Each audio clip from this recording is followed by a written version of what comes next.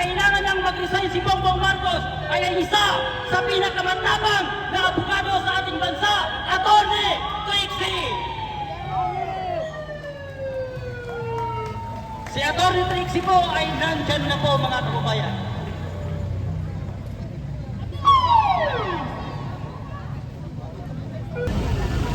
May problema ako eh. Tuwing nagsasalita ako sa ganito, kinakasuhan ako. Nakakatatlo na yata. Valedictorian na yata ako dito eh. Ngayon pa man, nandun ako sa Villamor, March 11, 2025. Nandun kami sa labas ng gate. Habang tumutulong din kami pag-file ng habeas corpus kasi alam namin kukunin. Iniisip namin baka may paraan.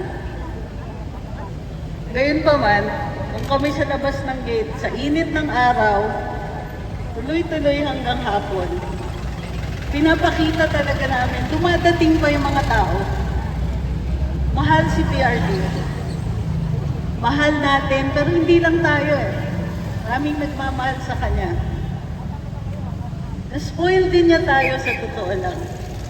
Isang dahilan kung bakit kukunti din ang nakakapunta sa rally, umigi buhay natin eh. Nang dumating siya, na-survive natin ang COVID eh. Hindi niyo ba napansin? Buhay tayo dahil sa kanya, ang ating nagawa, mga airports, mga seaports, nagkaroon tayo ng healthcare. Andito tayo sa labas ng PGH ngayong araw na ito. Ang PGH, isa sa pinakamalaking benepisyaryo ni PRD. 100 million kada buwan. Ang utos niya, ubusin niyo yan. Hindi yung magtira kayo, hindi yung maglagay kayo sa maleta para meron kami. Walang ganon. Sabi niya, ubusin niyo yun para sa mga mahihirap yan. Ibang klase yung naririnig ninyo, yung presidente nagsasabi, itong pera, pera ng bayan, para sa bayan, para sa tao, unahin natin yung mahihirap. So March 11, 2025, yung kaisa-isang taong nagparamdam sa atin na meron pang gobyerno, na meron talagang nagmamalasakit, na merong leader na paglalaanan niya yung pera ng bayan na para sa bayan at hindi sinisiksik sa maleta na dinideliver ng mga Marines. Kinuha nila. Hanggang ngayon, hindi tayo sinasabihan kung paano nagawa yun. Hanggang ngayon, kahit ramdam na ramdam natin yung sakit na nawala siya sa atin, walang nagsasabi sa atin sa pinakamataas na upuan ng gobyerno kung bakit kamakailan lang sinabi ng Pangulo, kino-confirm ko, hindi na tayo babalik sa ICC. Ano yun? Consuelo? Natatakot kayo sa amin kasi hanggang ngayon nagdadalamhati kami. Hanggang ngayon hindi naiipsan yung sakit ng loob. Kaya ilang beses pa kami magkakaroon ng presidente na ganyan?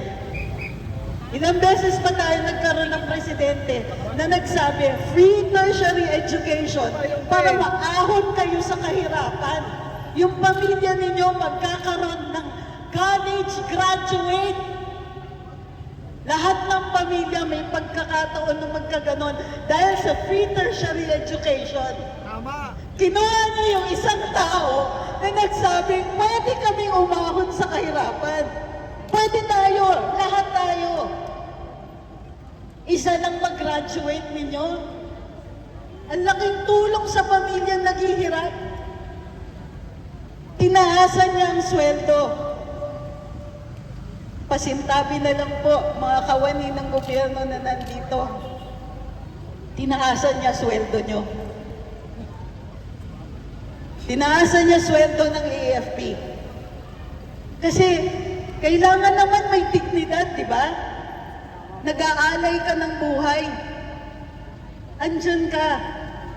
Nilalagay ka namin in English. We have put you in harm's way. Ano ba naman yung taasan natin ang sweldo ng mga naglalagay ng buhay nila sa peligro? The person who made that possible, kinuha nila. And up to now, we have no explanation. Walang nagsasabi sa amin, sa atin, sa lahat sa atin dito. Walang nagsasabi, yeah, we're sorry. Walang nagsasabi, bakit nila ginawa sa atin ito? Wala man lang nag-a-acknowledge na nasaktan tayo doon.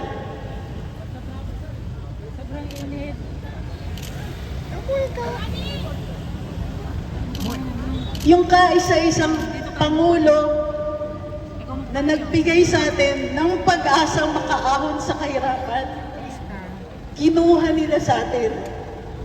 Hindi ko kayang patawarin yun. Kayo kaya nyo ba? Lahat ng pagkakataon na makukuha natin na ipaalala sa kanila, hindi ka patawad yung ginawa nila. Kukunin natin. Yung mga ganito, na makapagtipon-tipon, para paalala sa kanila, kinuha niyo yung leader namin. Kinuha niyo yung tao na nagpataas ng sweldo, nagbigay ng dignidad sa armed forces at sa PNP, nagbigay ng pag-asa sa mga pamilya makaahon sa kahirapan, nagbigay ng pag-asa sa mga pasyente, nagbigay ng pag-asa sa mga pamilyang nagkakaroon ng sakit ang mga kamag-anak. Alam niyo ba, kahit isang miyembro lang ng pamilya ang magkaroon ng malubhang sakit, maaari nang maghirap ang pamilya ng isang henerasyon. Paano ka magpapaaral kung ubos ang pera mo sa kakapagamot? Paano ka magpapaaral kung ang breadwinner ng pamilya hindi mo mailabas sa ospital? Paano ka magpapaaral kung mabubiyuda ka, mabubiyudo ka, magbabayad ka pa ng utang mo sa ospital? Merong nakaintindi sa atin nun. Mayroong nakadinig sa dalamhati natin, sa hinanakit natin, na ang hirap ng buhay. O ngayon, may kinasakit ng silangan. Meron bang nagsasabi sa atin, huwag kayong mag-alala, aalagaan namin kayo. Huwag kayong mag-alala, lalagay namin ang mga capacity ng institutions para alagaan kayo kahit wala na kami dito. Hindi kayo magiging dependent sa mga politikong may maleta. Magdidepend kayo sa mga institusyon.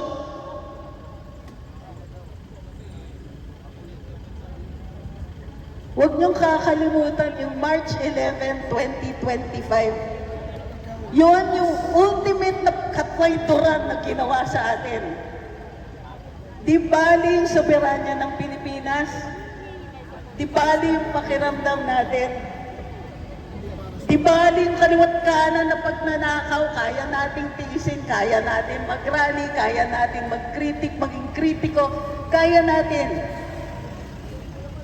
Ang hindi natin kaya sa ngayon, patawarin na kinuha nila si PRG sa atin. Na hanggang ngayon, walang eksplanasyon, walang paki. Wala man lang pagdadalamhati kasama sa atin. Ang pinibigay nila sa atin, barya, di na tayo babalik sa ICC. Paki ko sa'yo. Sinuko nyo eh. Sabihin ninyo, walang jurisdiction ng ICC. Kayo mismo, gobyerno natin mismo ang kumilala sa power ng ICC sa isang mamamayan ng Pilipinas. Hihilingin ko lang sa inyo, araw-araw, kung kayo po ay nagdadasal pa, manalangin tayo na isoli si PRD.